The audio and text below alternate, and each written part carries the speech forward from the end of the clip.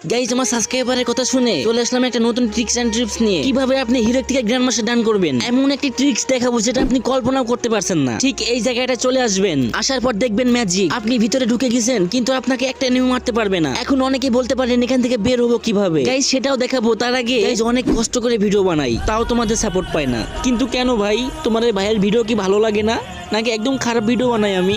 Please ভাই একটা subscribe করে দাও, তোমার পায়ে পড়ি ভাইজান, একটা সাবস্ক্রাইব করে যাও প্লিজ ভাই।